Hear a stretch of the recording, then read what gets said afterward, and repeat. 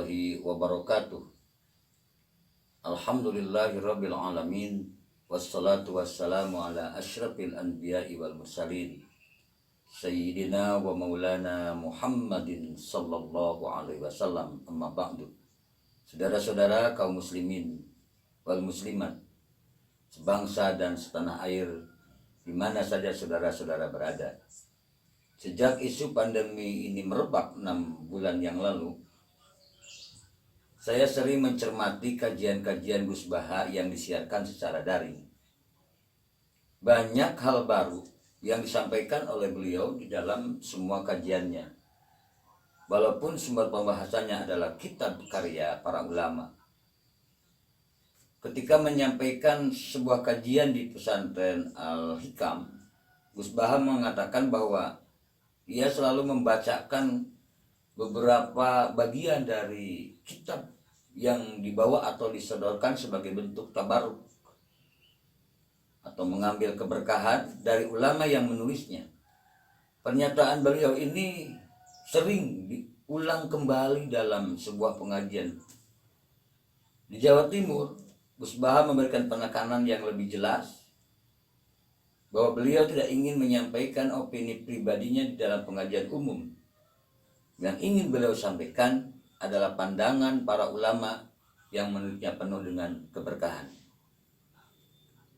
Karena itu, jika diundang di pesantren-pesantren, Gus Baha selalu membacakan kitab-kitab yang ditulis oleh kiai pendiri pesantren tersebut atau yang sering diajarkan di pondok pesantren yang bersangkutan.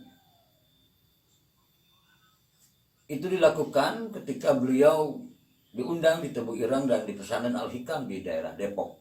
Di Tebu Ireng, Gus Baha membacakan kitab tentang peran Kiai Haji Hasyim Asy'ari terhadap kemerdekaan Republik Indonesia. Sebuah kitab yang ditulis oleh Syekh As'ad Syihab. Sementara itu di pesantren mahasiswa di Al-Hikam, Gus Baha membacakan kitab Al-Hikam yang merupakan kitab wajib yang sering dibaca oleh Kiai Haji Hasyim Mujadi. Gus Baha punya pandangan tersendiri kenapa beliau lebih mengedepankan kajian kitab dibandingkan dengan ceramah. Di dalam salah satu kajiannya, Gus Baha mengatakan bahwa di antara tanda-tanda kemunduran Nahdliyin adalah selalu mengundang para penceramah yang tidak jelas keilmuannya untuk menyampaikan ceramah di pesantren-pesantren. Para penceramah itu mengemukakan pendapat tanpa dasar ilmu, sehingga pada akhirnya membuat pola pikir para santri menjadi sesat. Padahal seharusnya para penceramah itu belajar kepada para kiai di pesantren, bukan sebaliknya. Kritik Gus Baha ini dimaksudkan agar para kiai dan santri sadar bahwa selama hampir 2 dekade ini pesantren juga mempunyai saham mendukung munculnya ustadz dadakan yang juga dikecam oleh ulama-ulama pesantren. Kritik Gus Baha itu sekaligus memuat solusi bahwa untuk mengurangi fenomena ustadz dadakan, pesantren dan kalangan santri harus menghidupkan kembali tradisi membaca kitab kuning. Di dalam berbagai kajiannya, Gus Baha seperti meyakinkan bahwa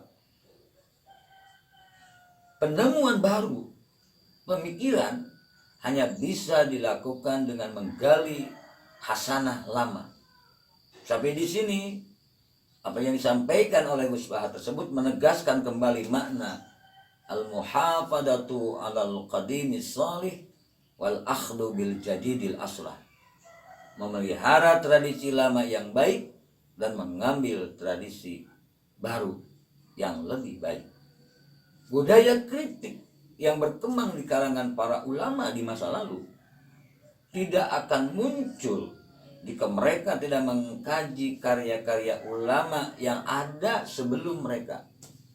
Imam Syafi'i tidak mungkin bisa mengkritik pemikiran Hanafiyah atau pemikiran para pengikut madhab Imam Hanafi jika tidak belajar kepada para ulama murid-murid Imam Hanafi. Imam Abu Dawud Az-Zahiri tidak mungkin bisa mengkritik pendapat fikih Syafi'iyah jika sebelumnya dia tidak mempelajari fikih Syafi'iyah. Dari fenomena itu kita bisa memahami bahwa kritik merupakan penemuan baru dari hasil pembacaan terhadap pemikiran sebelumnya. Namun sampai di sini kita tidak harus selalu berpandangan bahwa untuk mendapatkan penemuan baru harus dalam bentuk kritik. Bisa jadi penemuan baru itu lahir diinspirasi dari penemuan sebelumnya.